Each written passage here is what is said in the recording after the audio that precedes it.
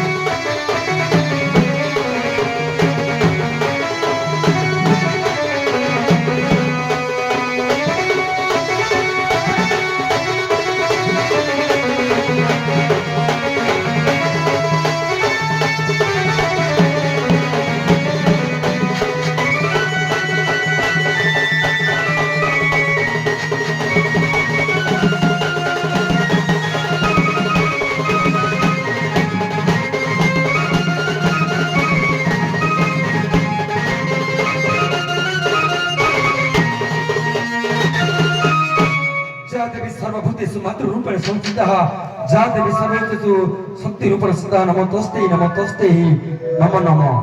प्रकृतरे दुर्गा नारी माने जदि संहारकारिणी हे जिवे संसार ताको ध्वंस करि देबे। ठीक अछि मा शांत भव। आसुन देखिबा सेही नारी निजर पुरुष ऊपर केमिति पादक धोई आउ एक रूप प्रदर्शन करिथिले। गोपीनाथपुर काली तांडव दे बजा।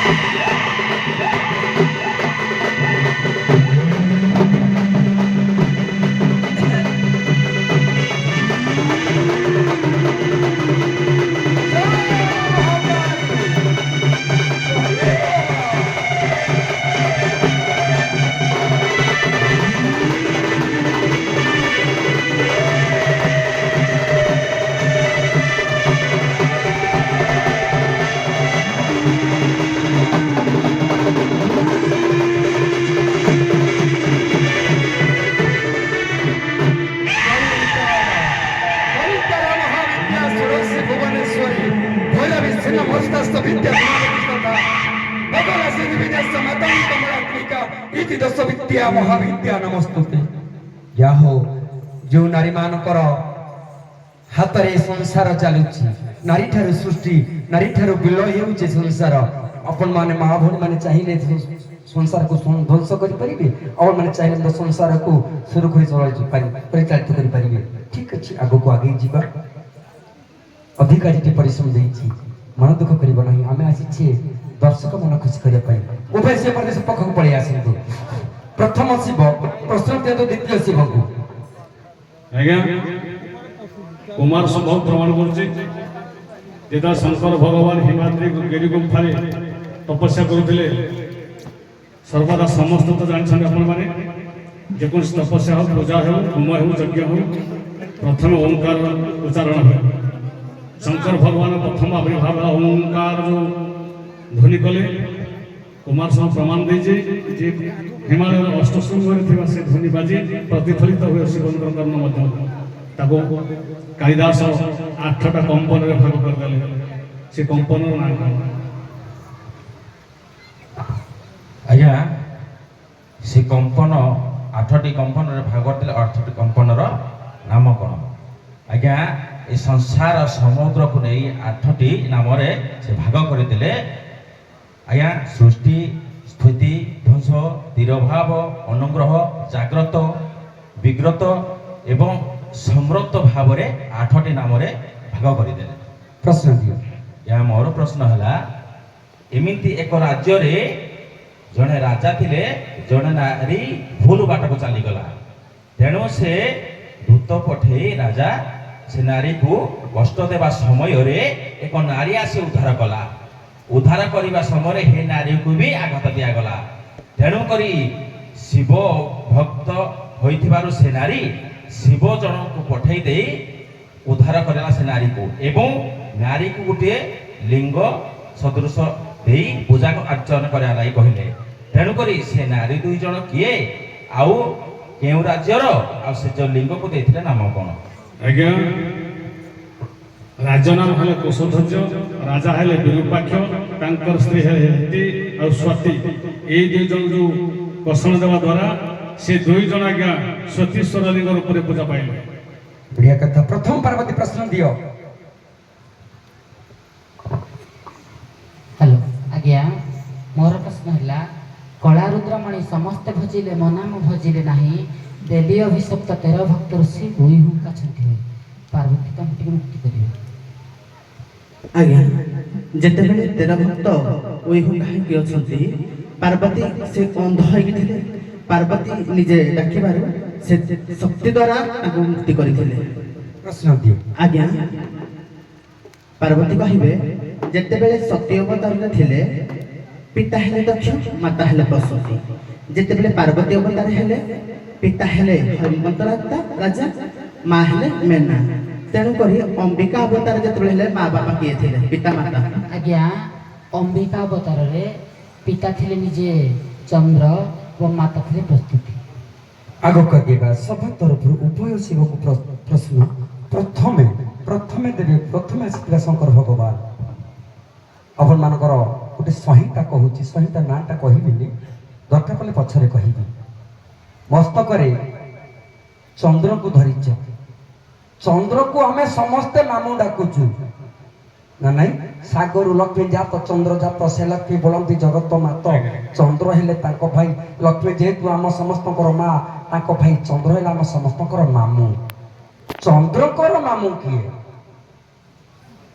ଚନ୍ଦ୍ରଙ୍କର ନାମ କିଏ? ହଁ, ଆଜ୍ଞା, ସଂହିତା ପ୍ରମାଣ କରୁଛି ଚନ୍ଦ୍ର ହେଲେ ଅତ୍ରି ଋଷିଙ୍କର ଔରସ ଜାତ, ତେଣୁ ଅନୁସୂୟାଙ୍କ ଗର୍ଭରୁ, ତେଣୁ ତାଙ୍କ ମାମୁଁ ହେଲେ କପିଳ ମୁନି। ତାଙ୍କ ପ୍ରଶ୍ନର ଉତ୍ତର ତମେ କଣ ଦେଇପାରିବେ? ଆଜ୍ଞା କପିଳ ମୁନି। ଆଚ୍ଛା ଠିକ ଅଛି, ତମ ପ୍ରଶ୍ନ ହେଲା, ସେଇ ଚନ୍ଦ୍ର ଉପରେ ଯିବି ମୁଁ। ଏମିତି ଗୋଟେ ଅପଦାର୍ଥ ଉନ୍ନମ ବିଲମ୍ବ କିଛି କରେନି। ଯୋଉ ବାଟରେ ଯିବି ସେଇ ବାଟରେ ସମସ୍ତଙ୍କୁ ସମାନ ଦେଇଥାଏ।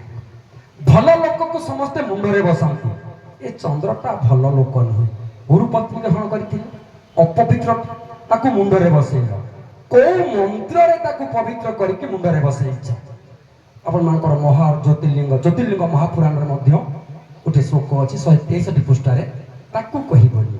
ସେଟାକୁ ମୁଁ ବହୁତ ଦଣ୍ଡୁଆଙ୍କ ଆଗରେ ଛକି ପକେଇ ଦେଇଛି।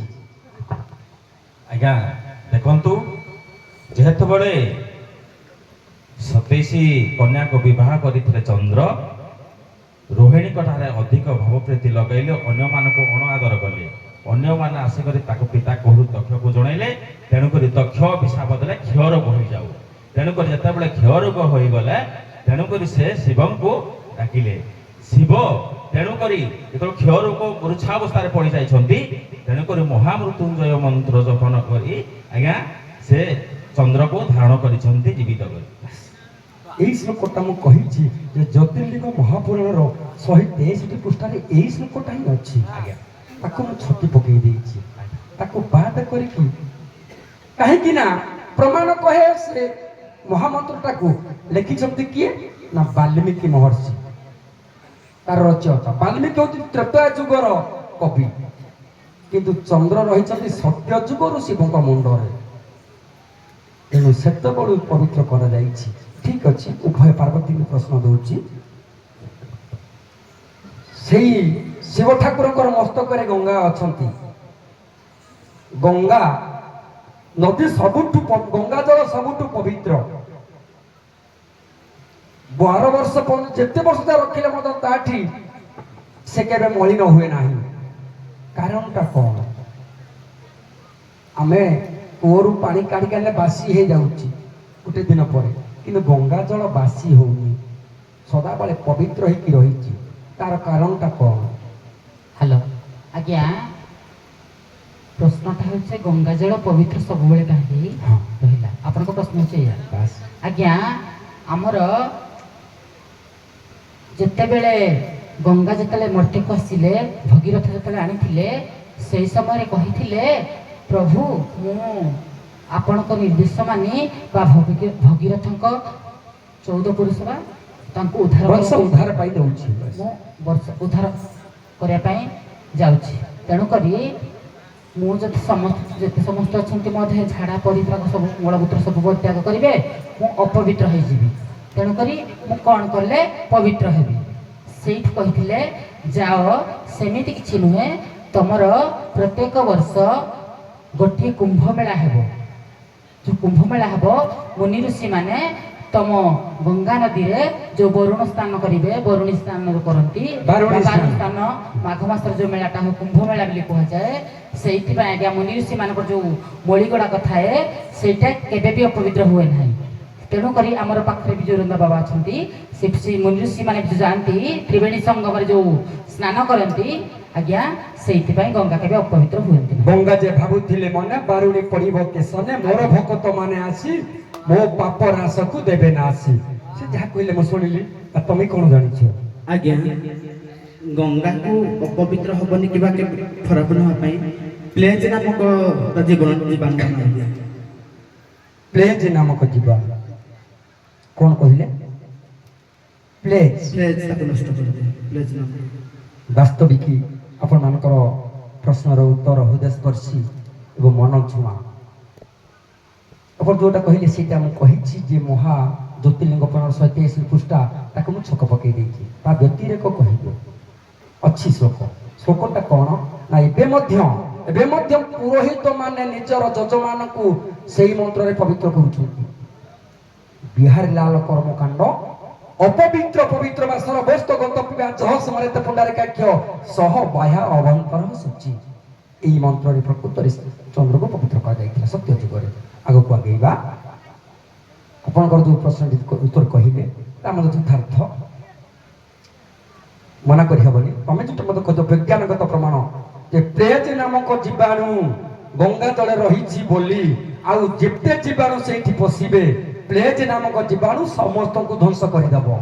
ପ୍ଲେଜ ଜୀବାଣୁ ପାଇଁ ଗଙ୍ଗା ଜଳ ସଦା ସର୍ବଦା ପବିତ୍ର। ବାବା ମାନେ ନ ଗାଧେଇଲେ ମଧ୍ୟ ପବିତ୍ର। ଆଗକୁ ଆଗେଇବା। ଗୋଟିଏ 1 2 2ଟା ଆପଣମାନେ ସତ୍ସଙ୍ଗ ବିଦାୟ ଯାଆନ୍ତୁ। ଆଗକୁ ଆଗେଇବା। ମନୋରଞ୍ଜନ।